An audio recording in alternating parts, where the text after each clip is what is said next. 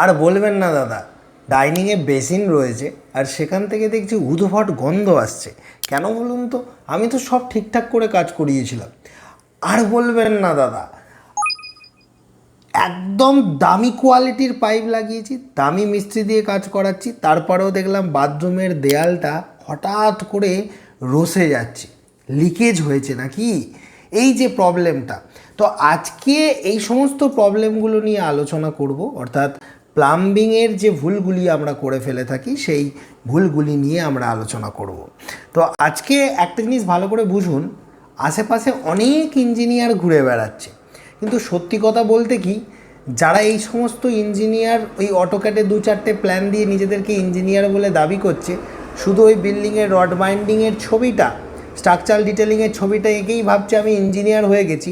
অথচ তাদেরকে যখন প্রশ্ন করা হয় যে ডাইনিংয়ের বেসিন থেকে এত উদ্ভট গন্ধ কেন আসছে বা বিভিন্ন এই যে প্রবলেমগুলো সম্পর্কিত, তারা উত্তর দিতে পারে না। কারণ ম্যাক্সিমাম ইঞ্জিনিয়াররা বাড়ি হয়ে যাওয়ার পর মার্বেল ছোটোখাটো 1তলা 2তলা 2তলা 3তলা বাড়িতে ইঞ্জিনিয়ারদেরকে শুধু প্ল্যানিংয়ের জন্যই সাধারণ মানুষ হায়ার করে। পরবর্তীতে তারা আর প্লাম্বিংয়ে বা তার ইলেকট্রিক্যাল লাইনে বা তার, যদিও ইলেকট্রিকের ব্যাপারটা সিভিল ইঞ্জিনিয়ারিংয়ের টপিকের মধ্যে পড়ে না, তো কিছু কিছু বেসিক জিনিস তো তাকে জেনে রাখতেই হবে। বা ধরুন এই সমস্ত বিষয়গুলো, এই যে মার্বেলের কাজ হচ্ছে সেই বিষয়ে যখন তাকে প্রশ্ন করা হচ্ছে, সে তো মানে মূর্খ, কিছুই যায় না। এখন ঘটনা হচ্ছে গরিব মানুষ, সাধারণ মানুষদের জন্য এই সমস্ত ব্যাপারগুলো সহজ সরল বাংলায় ভিডিও বানিয়ে দিচ্ছি বলে এবার গাদা চ্যানেলও খুলে ফেলেছি। মেন চ্যানেল কুমার কনস্ট্রাকশন, এটা কুমারদার কনস্ট্রাকশন, তাই নেগেটিভ কমেন্টও আসছে। এখন আপনারা যদি আমাকে ভালোবাসা দিয়ে ভরিয়ে দিতে পারেন, প্রচুর পরিমাণে ভালোবাসা দিতে পারেন, তাহলে সেই নেগেটিভ কমেন্টটাকে এড়িয়ে গিয়েও আমরা সেই ভালোবাসার জন্য ভিডিও বানাতে পারি এবং সেটাই করছিও। কিন্তু কখনো কখনো ওই সমস্ত নোংরা লোকজনেরা, যারা জীবনে কিছুই করতে পারলো না, যারা যারা অল্প কিছু বেতনে চাকরি করে বেড়ায়, তারা আমাদের মতো যারা আজকে আপনাদের জন্য ভিডিও বানাচ্ছি, যারা এত কিছু করছে এবং সত্যিই ওদের থেকে হাজার গুণ সাকসেস পাওয়ার পরও কোথাও না কোথাও ওই কথাগুলো আমাদেরকে খারাপ লাগায়। কিন্তু তারপর যখন আপনাদের মুখগুলোর কথা ভাবি, সেই সমস্ত সাধারণ মানুষগুলো যারা যারা আমাদেরকে কমেন্ট করে, এখন তো কমেন্টের উত্তরই দিতে পারি না। অনেকেই বলে দাদা আগে কমেন্টের সময় নেই, আমার বিভিন্ন লোক রাখা আছে তারা টুকটাক উত্তর দেয়। তবে একটাই কথা বলছি, ইঞ্জিনিয়ার মানে শুধু ঘরের ছক দেওয়া নয়। একটা বিল্ডিংয়ের এমন বহু কিছু বিষয় থাকে যেগুলো ইঞ্জিনিয়ারদেরই দেখা উচিত। আমরা ম্যাক্সিমাম সময় দেখেছি খুব দামি বেসিন হয়তো কিনে ফেলি এবং বেসিনের যেটা আউটলেট, যেটাকে আমরা বাইরে বার করছি, সেটাকে আমরা দেখা যায় বিশেষ করে দুতলার সময় আমরা দেখা যায় যে পায়খানার যে প্লাম্বিং পাইপ, সেই পাইপে আমরা কানেক্ট করে দিই। এবার ঘটনাচক্রে দেখা যায় প্রস্রাব এবং পায়খানার পাইপে যে দুর্গন্ধটা থাকে, সেই দুর্গন্ধটা কিন্তু আমাদের বেসিনের ফুটো দিয়ে বাইরে চলে আসে এবং সেটা ডাইনিংয়ের মধ্যে, লিভিং রুমের মধ্যে ছড়িয়ে পড়ে এবং প্রচুর পরিমাণে দুর্গন্ধ ছড়ায়। তো সেটাকে আটকানোর জন্য বেসিনের আউটলেটটা যেখানে কানেক্ট করছেন সেখানে অবশ্যই একটা ট্র্যাপের ব্যবস্থা থাকতে হবে, সাইফন তার ব্যবস্থা থাকতে হবে। তার ফলে কী হবে, ওয়াটার ট্র্যাপ থাকলে কী হবে, সেই গ্যাসটা জলকে ভেদ করে উপরে আসতে পারবে না, যার ফলে সেই গন্ধটা কিন্তু লিভিং রুমের মধ্যে ছড়াবে না। আর না হলে সম্পূর্ণ সেপারেট একটা পাইপ লাইন, যেটাকে আপনাকে বেসিনের জন্য নামাতে হবে একদম নিচে, তাও সেটা তো অনেক খরচ সাপেক্ষ।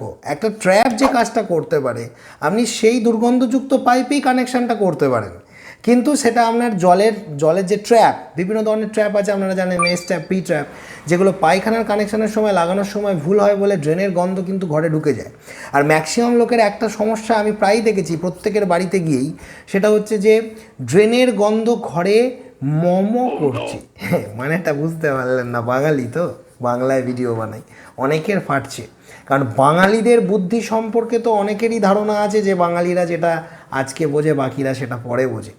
তো আমরা আমাদের বাঙালিদের জন্য আমি ভিডিও বানাই, আমি জীবনে একটা চ্যালেঞ্জ নিয়েছি, সমস্ত ইংরাজিগুলোকে বাংলায় কনভার্ট করে র ভাষাতে ভিডিও বানাবো, এটাই আমার চ্যালেঞ্জ। এবং এটার জন্য অনেকে হিংসায় ফেটে পড়ছে, কারণ সেই সমস্ত ইঞ্জিনিয়াররা যাদেরকে কেউ চেনে না, যাদের রোজগার কম, তারা নোংরা মন্তব্য করছে আমাদের চ্যানেলে। কিন্তু আমরা তো থেমে থাকবো না, আমরা আপনাদের জন্য ভিডিও বানাবো আর আপনাদের আশীর্বাদে আমরা আরও এগিয়ে যাব।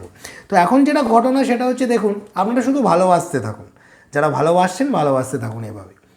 ড্রেনের গন্ধটা ভেতরে ঢুকছে কেন আপনি খেয়াল করে দেখেছেন? আপনারা যখন প্রস্রাব করছেন, তো সেই প্রস্রাবের যে জলটা, আমরা 1 মগ 2 মগ জল দিয়ে চলে আসি তাড়াতাড়ি করে, শীতকালে তো আবার জল দিতেই ভয় লাগে, ট্যাপ কলটা দুম করে চালিয়ে ছেড়ে দিয়ে চলে এলাম, অনেকেই করে এরকম, আমরাও হয়তো করে ফেলি অনেক সময়, সেটা বড় কথা নয়।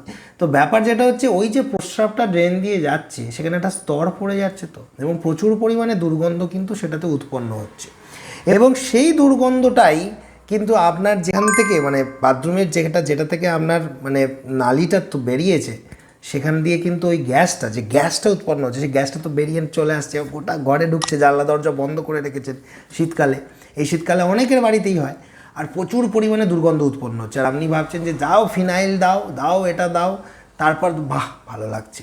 তো ঘটনাটা হচ্ছে, আপনারা যখন ড্রেনের পাইপে বাথরুমের বেন পাইপটা কানেক্ট করছেন, তখন সেখানেও একটা ট্র্যাপ লাগান, সেখানেও একটা সাইফন লাগান।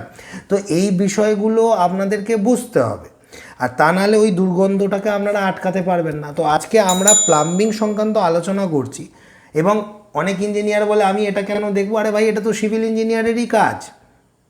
আপনার বাড়িতে প্লাম্বার কাজ করে, আপনার বাড়িতে মার্বেল মিস্ত্রি কাজ করে, আপনার বাড়িতে পেন্ট হচ্ছে, খেয়াল করে দেখুন ম্যাক্সিমাম বাড়ি যে লোকটা ইঞ্জিনিয়ারের নকশা নিয়ে বাড়িও বানিয়েছে, সে কিন্তু জানেও না যে এটা সিভিল ইঞ্জিনিয়ারেরই একটা পার্ট, যে রঙের ব্যাপারটা বা মার্বেলের ব্যাপারটা বা প্লাম্বিংয়ের ব্যাপারটা আমি একবার তাকে জিজ্ঞেস করি, যে সেই সাধারণ মানুষের মধ্যে সেই জিনিসটা ধারণাই নেই। ওই জন্য তারা কি করে, তারা ওই ছাদ ঢালাইটা হয়ে যাওয়ার পর ইঞ্জিনিয়ার বাবাকে বলে দাদা দারুণ প্ল্যান দিয়েছেন, হ্যাঁ আবার পরে কথা হবে বলে ইঞ্জিনিয়ারের ছুটি হয়ে যায়। কিন্তু ইঞ্জিনিয়ারের কাজ কি ছাদ ঢালাইয়ের পরেই শেষ হয় একতলা দুতলা তিনতলা বাড়িতে? এখন সেই সমস্ত রামপাঠার দল যারা নিজেদেরকে ইঞ্জিনিয়ার বলে কাজ করে, আর দু চারটে কোম্পানিতে তারা ওই অল্প কিছু বেতনে চাকরি করে, তারা নিজেদেরকে, আর সব থেকে বড় ব্যাপার, আজকে একটা কমেন্ট এলো, কমেন্টটা সম্পর্কে একটু আলোচনা করে আবার ভিডিওটাকে লম্বা করবো, কারণ এটা তো চ্যানেল, এখানে বলতেই হয়।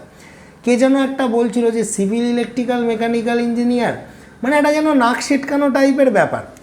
সিভিল ইঞ্জিনিয়ার, প্রথম কথা বলি, এই যে দুবাইয়ে বড় বড় বিল্ডিং হচ্ছে, আর বা শুধু দুবাই কেন, ভারতে হচ্ছে, বিশ্বের বিভিন্ন প্রান্তে হচ্ছে, যারা বিল্ডিং নির্মাণ করছে, ব্রিজ বানাচ্ছে, ড্যাম বানাচ্ছে, রাস্তাঘাট বানাচ্ছে, প্রকৃত যারা ট্যালেন্টেড ইঞ্জিনিয়ার আছে, তারা যে পরিমাণ অর্থ উপার্জন করে না, সিভিল মেকানিক্যাল ইলেকট্রিক্যাল, এগুলো তো মাদার ট্রেড, মাথায় উঠে যাবে। ওই যে দুটো আছে না ভিতরে, ওইগুলো মাথায় উঠে যাবে সেই টাকার পরিমাণটা শুনলে। তাই সিভিল ইঞ্জিনিয়ার বা আর্কিটেক্ট এদেরকে যারা অন্যান্য ট্রেডের যারা আছে উল্টোপাল্টা মন্তব্য করো, আমি তো সবসময় বলি পৃথিবীতে সবথেকে দামি যদি কেউ থাকে সেটা কৃষক। কারণ একজন ডাক্তার মানুষের জীবন বাঁচায় বলে তাকে ভগবান বলা হয়, কিন্তু তাহলে যে কৃষকগুলো ফসল ফলিয়ে রোজ আমাদেরকে খাবার দিচ্ছে, যে খাবারটা না পেলে আমরা মারা যেতাম, শেষ হচ্ছে তার থেকে বড় ভগবান, মানে ভগবানের ভগবান। কিন্তু আমরা কোনো পেশাকে ছোট করতে চাই না, কিন্তু অনেকেই দেখা যায় এইভাবে অপমান করে। এবং আমার যারা সিভিল ইঞ্জিনিয়ার বন্ধুরা আছে, তাদের জন্য তো কুমারদাকে কিছু করতে হবে। তো কুমারদার এটাই বাণী যে আজকে আমরা যারা প্রতিষ্ঠিত হয়েছি, যারা কিছু একটা জায়গায় পৌঁছেছি, এবং আমাদের থেকেও যারা অনেক উপরে রয়েছে, যে সমস্ত ইঞ্জিনিয়ার আর্কিটেক্টরা যারা দু চারটে উমুক তুমুক ট্রেড নিয়ে পড়ে বলে আমরা পণ্ডিত হয়ে গেছি, তাদেরকে একটা কথা বলি, দুনিয়ায় টপ মোস্ট রিয়েল এস্টেট কোম্পানির ইঞ্জিনিয়ার আর্কিটেক্টদের যা বেতন বা যা ইনকাম বা যে বিজনেসম্যান যারা যে জায়গায় আছে, তোমাদের ওই দুটো মাথায় উঠে যাবে সেটা শুনবে। তাই রেসপেক্ট যদি দিতে না পারো, তোমরা সেই রেসপেক্ট পাবে না। এটুকু জেনে রাখবে যে আমরা যে জায়গাটা বিলং করি, তবে অনেকেই আছে পড়াশোনা করে বিভিন্ন ট্রেড নিয়ে, কিন্তু সেই জায়গায় নিজেকে দাঁড় করাতে পারে না। সেটা ব্যক্তিগত তাদের যোগ্যতা থেকে হয়, সেটা যে কোনো লাইনই হতে পারে। একজন চা বিক্রি করেও কোটিপতি হতে পারে, একজন ফুচকা বিক্রি করেও কোটিপতি হতে পারে, যদি সেই কাজটা সে সঠিকভাবে করে। কোনো কাজ কিন্তু ছোট নয়, আর মানুষ এটা জানেই না। আজকে আমি আমার লাইনটাকে তো বলবোই, সিভিল ইঞ্জিনিয়াররা আজকে বিল্ডিং, ব্রিজ, ড্যাম, ব্যারেজ, রাস্তাঘাট এই সব কিছু করছে, আর জগৎটা থেমে যেত। এই যে সিভিলের যে অগ্রগতিটা, এইটা জগৎটা থেমে যেত। কারণ তুমি আজ যাই করো না কেন, রাস্তাঘাট, ঘর বাড়ি, আরে ভাই তুই যে এত বড় বড় কথা বলছিস, তুই কি ল্যাংট হয়ে গাছের তলায় ঘুমোস? তো একটা কথা তোরা কি জানিস না যে এই সিভিল ইঞ্জিনিয়ারদের অবদানে আজকে তোরা মাথার উপর ছাদ পেয়েছিস? যাই হোক, এরা হচ্ছে রামপাঁঠার দল, এদের কথা আর বলে কি বলবো। যাই হোক, তো ওই যে কথাটা বলছিলাম, গন্ধ আসছে, তাহলে বুঝতে পারছেন কেন গন্ধটা আসছে। এবার বলি, যেখান থেকে এতগুলো কথা উঠে এলো, সেখানে একটা কথা ভেবে দেখুন তো, এরা জানেই না যে সিভিল ইঞ্জিনিয়ারদেরই টপিক মার্বেল, প্লাম্বিং, ঠিক আছে, জানে না। আবার আপনার বাড়িতে প্লাম্বাররা পাইপলাইন করে চলে গেছে, আপনি ইঞ্জিনিয়ার রেখেছেন কিন্তু ইঞ্জিনিয়ারকে কনসাল্ট করেননি যে ইলেকট্রিকের পাইপ লাইনের কাজ দিয়ে জলের পাইপ লাইন যাওয়া যাবে না, তাতে শর্ট সার্কিট হয়ে বিপদ হতে পারে, করেননি। আপনি পাইপ লাইন লাগিয়ে চলে গেল, আপনি তারপর সেটাকে চেক পর্যন্ত করলেন না, ওয়াটার প্রেশার টেস্ট করালেন না, ভালো করে সেখানে টেপ লাগায়নি, সেখানে ভালো করে সলভেন্ট লাগায়নি, আর সেখান দিয়ে লিকেজ হচ্ছে, আপনি জানেনই না। মিস্ত্রি বলেছে নাকি এ ক্লাস মিস্ত্রি, এই এলাকার কাঁপানো মিস্ত্রি, আমরা বলি না এই অমুক এলাকা কাঁপানো মিস্ত্রি এনেছি, যাই হোক। তো এবার ভেবে দেখুন, সেই মিস্ত্রি লাগিয়ে দিয়ে চলে গেছে, প্লাস্টার হয়ে গেছে, রং হয়ে গেছে, তারপর দেখতে পাচ্ছেন এই জায়গাটা একটা জলের মানে রসে যাচ্ছে। তারপর সেই মিস্ত্রিকে ডেকে বলছে, রে কাঁপানো মিস্ত্রি এদিকে শোনো, তুমি তো বললে কাঁপিয়ে দিয়েছি। মানে দাদা কী করে বলবো কী করে হয়েছে, এরকম হয়ে যায়। তখন সে কিন্তু এই কথাটা বলছে, তার আগে ছিল সে কাঁপানো মিস্ত্রি, এখন সে নিজে কাঁপছে, এরকম হয়ে যায়। তাহলে আপনার কি উচিত ছিল, যে আপনার প্লাস্টার করার আগে, আরে ভাই আপনার কাছে যন্ত্র নেই, কিচ্ছু ইকুইপমেন্ট নেই, অ্যাটলিস্ট জলটা চালিয়ে দেখুন না 2-3 দিন ধরে। ওনাকে বলে দাদা চালাবো কী করে, ট্যাঙ্ক কিনিনি। আপনাকে একটা ঘুটের মেডেল দেবো। হ্যাঁ, আপনি পাইপ লাইন করে ফেলেছেন, ট্যাঙ্ক কেনেননি। আরে ট্যাঙ্ক কেনেননি তো কী হয়েছে, অ্যাটলিস্ট একটা টুলু পাম্প পাশ থেকে ভাড়া করে এনে চালিয়ে দেখুন না, পাইপের মুখে লাগিয়ে। হ্যাঁ, আমার মুখটা দেখে হাসি পাচ্ছে তাই না, ওই জন্যই মুখটা এরকম করলাম। যাই হোক, তো মেন ব্যাপার যেটা সেটা হচ্ছে আপনি টেস্ট না করে ঢাকা দিয়ে দিয়েছেন, দেয়াল রসে যাচ্ছে। বলছেন এই সব বিষয়গুলো তো মিস্ত্রিরাই দেখে, এগুলো আবার ইঞ্জিনিয়ারদের কাছে জানতে হয়। এবার নিন, পিছনে মাছ ঢুকে গেল। তো এই যে বিষয়, বেসিনে গন্ধ, এখানে প্লাম্বিং ওয়ার্কসে এই সমস্ত ভুলভালগুলো করছে, এগুলো থেকে নিজেদেরকে দূরে রাখার জন্য একটু জ্ঞান সঞ্চয় করুন। ফ্রিতে ভিডিওগুলো দেখা যাচ্ছে, এগুলো দেখুন। আর আমার মুখভঙ্গিমা বা আমার বলার ধরন নিয়ে যারা কথা বলছেন, কিছু মনে করবেন না, দিনকে দিন আরও ভঙ্গিমা বদলাবে। আমি তো কিছু দিচ্ছি, কিছু নিচ্ছি না, আমি দিয়ে যাচ্ছি, নিতে চাইছি ভালোবাসাটা, এবং এই ভালোবাসার দৌলতে আজকে আমি এই জায়গায় আছি। কুমার কনস্ট্রাকশনের অফিস সংক্রান্ত একটা ভিডিও আপলোডও করেছি কুমার কনস্ট্রাকশন চ্যানেলে। যারা আমাদেরকে দেখে অনেক কথা বলে, একবার গিয়ে অফিসটা দেখে আসো কীরকম বানিয়েছি, তারপর নিজের মুখে নিজের চড় মেরো আয়নায় দাঁড়িয়ে। হ্যাঁ, ভালো থাকবেন, দেখা হবে পরের কোনো ভিডিওতে। তবে হ্যাঁ, একটাই কথা বলছি, প্রচুর অশিক্ষিত ইঞ্জিনিয়ার ঘুরে বেড়াচ্ছে, তাদের থেকে নিজেকে দূরে রাখুন, আর নিজেরা একটু একটু করে শিক্ষিত হয়ে যান, তাহলে প্রশ্ন করতে পারবেন, আর দেখবেন আপনার ডাইনিংয়ে গন্ধ ছাড়ছে না।